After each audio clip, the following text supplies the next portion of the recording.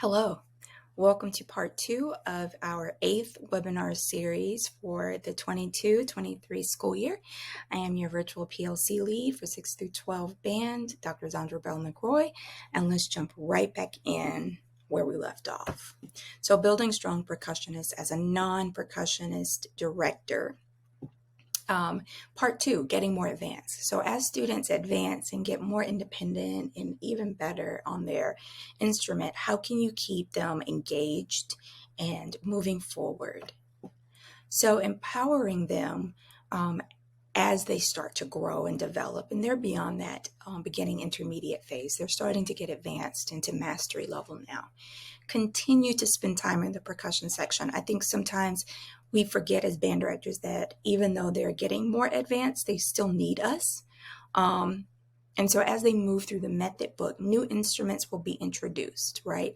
So be sure to demonstrate and model the proper playing technique for each instrument. So as things are introduced, as tambourine is introduced, as shakers are introduced, as triangle is introduced, all of these different things, make sure you go back there and help them and demonstrate, model, so that they can see this is how you play this. You're not shaking that tambourine like you're in, the First Baptist Church choir on this beautiful Sunday morning. You are, holding it and you're just rolling, doing all the different techniques that you're supposed to do. So make sure that if you're not comfortable modeling, especially if it's extended techniques or it's really advanced techniques, there are lots of videos on YouTube demonstrating proper playing technique for all percussion instruments, and they're totally free. So just go search and you'll find it. No worries. Some things I don't play four mallets. So here's the lesson on four mallet work, student. Go watch it and report back what you learned. That's just not something that I do. So I found resources to help me fill in the gaps. So as your students progress and develop and get better and more responsible, assign them duties and responsibilities. Since they're becoming more advanced, it is time to give them a bit more ownership over the percussion program, meaning having little jobs, music manager, equipment maintenance manager, things like that.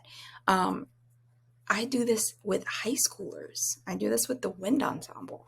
There's a person that is all about helping with parts, and there's a person that's all about managing the equipment and letting us know when things might need to be, someone will say, okay, I think the gauges on the timpani need to be checked. And so we know then, okay, we need to go check the gauges on the timpani. And so they're responsible for managing different parts of the percussion program. So, for example, the equipment maintenance manager handles that. The music maintenance or the music manager handles making sure that there are always a set of parts in a folder so that I don't lose it when someone doesn't have their music. It's just an easy fix here. Here's your parts. Go over there, play your instrument. It's easy. We don't have time for her to go on a tirade about why it's important to be responsible. So having those duties and responsibilities are really important, and it's empowering to your kids. It makes them feel like they own something. They have an important role.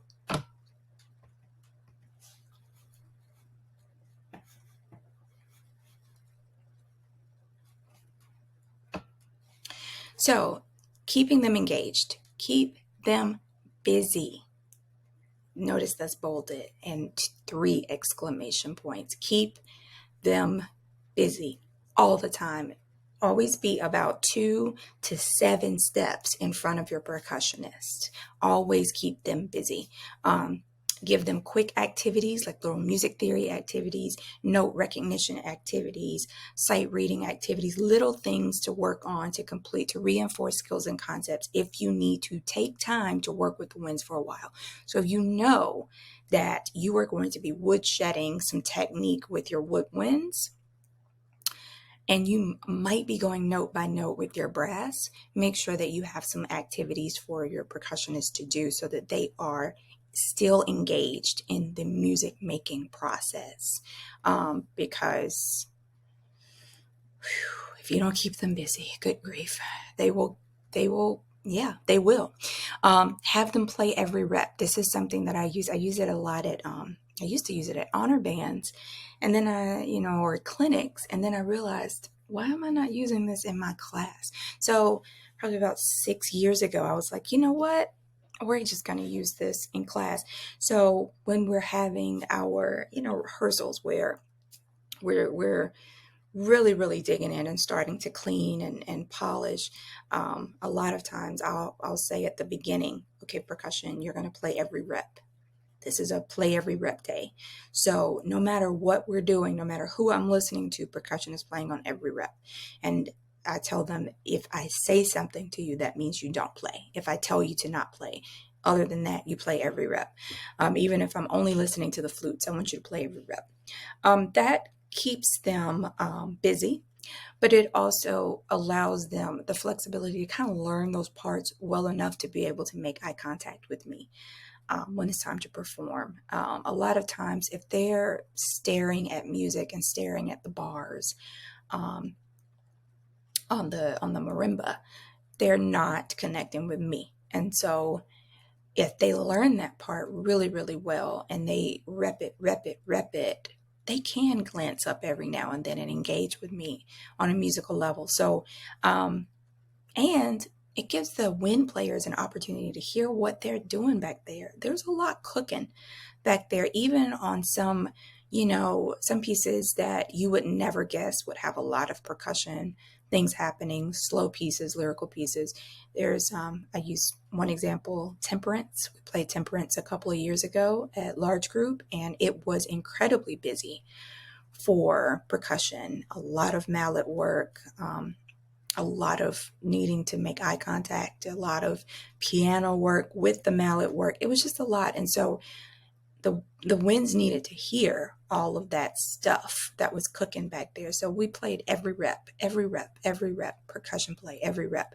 And it really does help solidify the parts. And it also helps with time and you all getting to know your tendencies. Like if you're a director that likes to rush, or if you're a director that tends to drag, you all get to really work through those, those tempo things. And so it really does help to have them play every rep. And it lets the winds know that there's a lot going on back there they need to respect. And then rotate them often. Don't let them get stuck behind one instrument, because if they get stuck behind one instrument and they get really, really good at that, they don't have to work that hard to figure it out. No.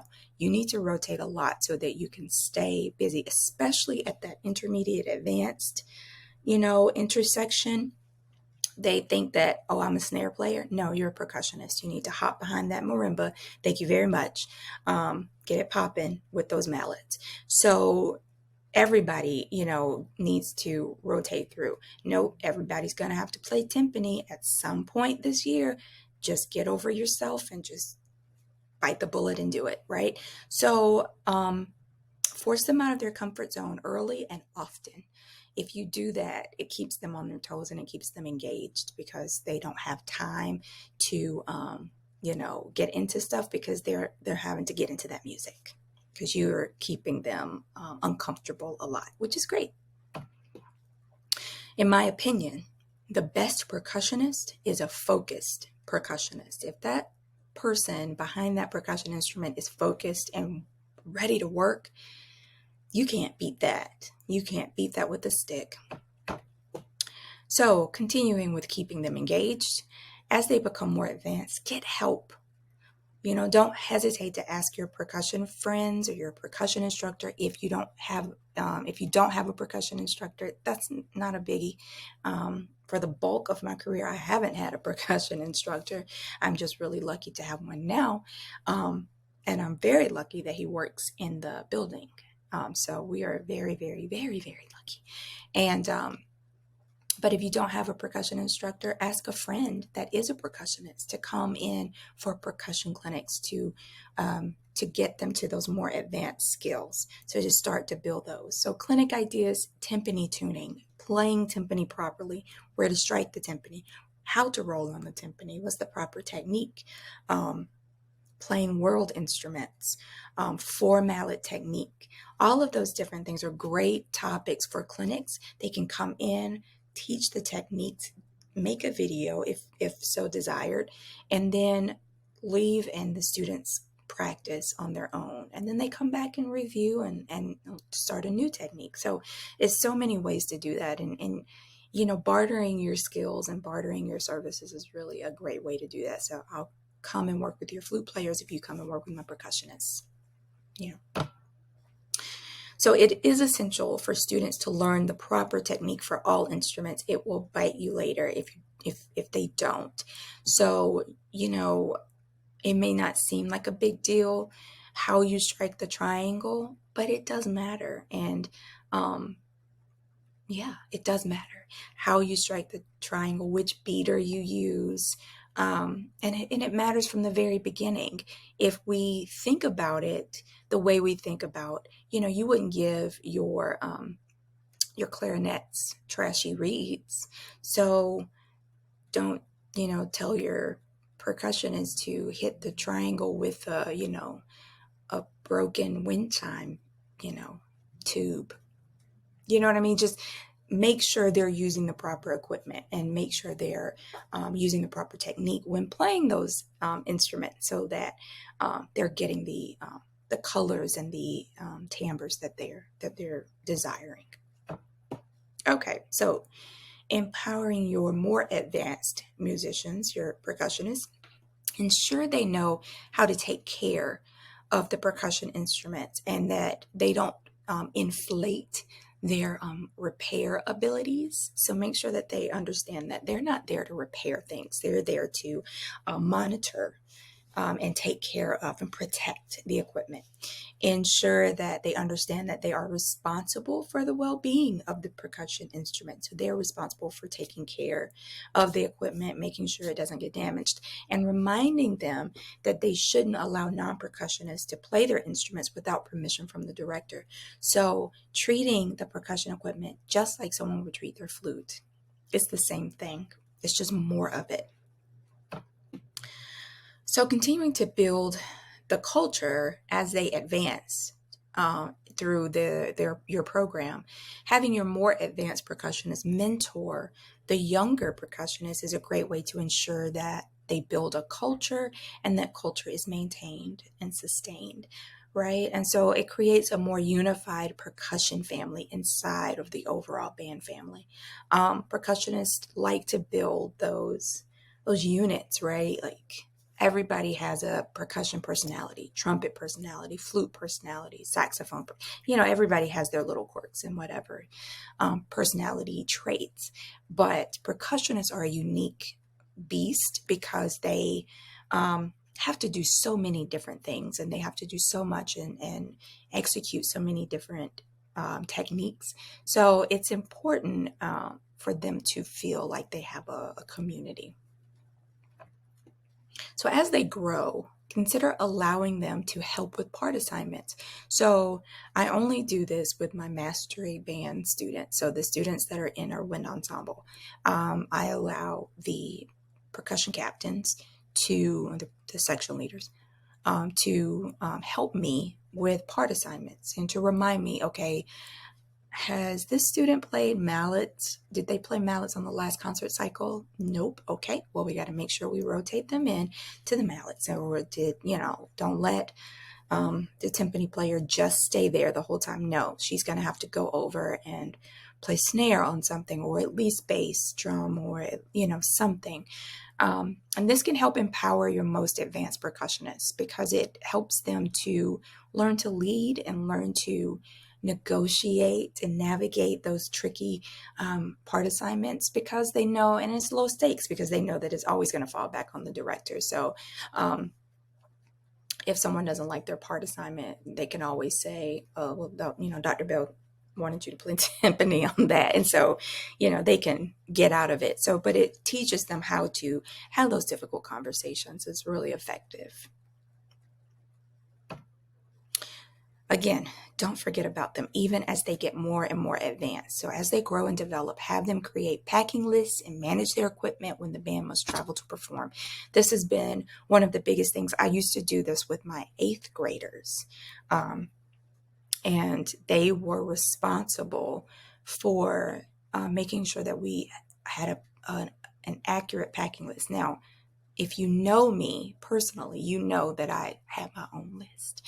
But I wanted them to go through the process of checking all of their music to make sure they had every piece of equipment on that list that they were supposed to have. And it was a learning process. So, we practiced for our pre-LGPE concert, which was right in the, cafetorium. And it was right up the ramp, the back of the band room. And so it was easy for them to practice that. And so we practiced what it was going to be like for large group day. And so they were able to, they had their little lists, and this was everybody had a cell phone, but they had a checklist on a clipboard, and they were responsible. And I had a 6th grader that I always assigned as a student aide for the percussion section.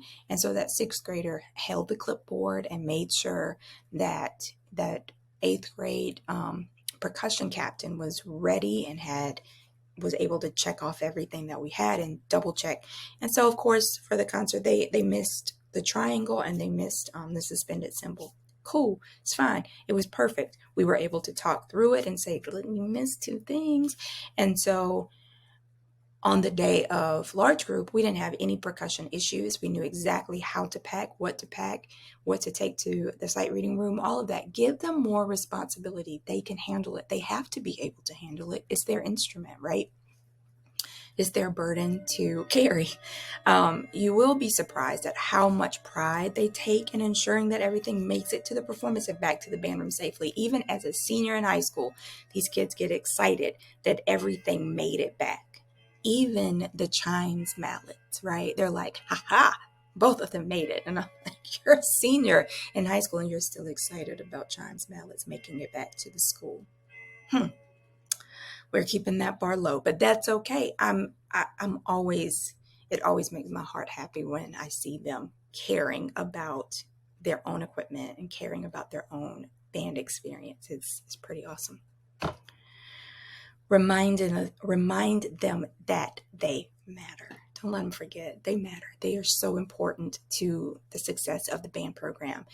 Treat them that way. Make sure they remember, even as they get more advanced. Don't forget them. Don't forget them. Talk to them often. Spend time in their section.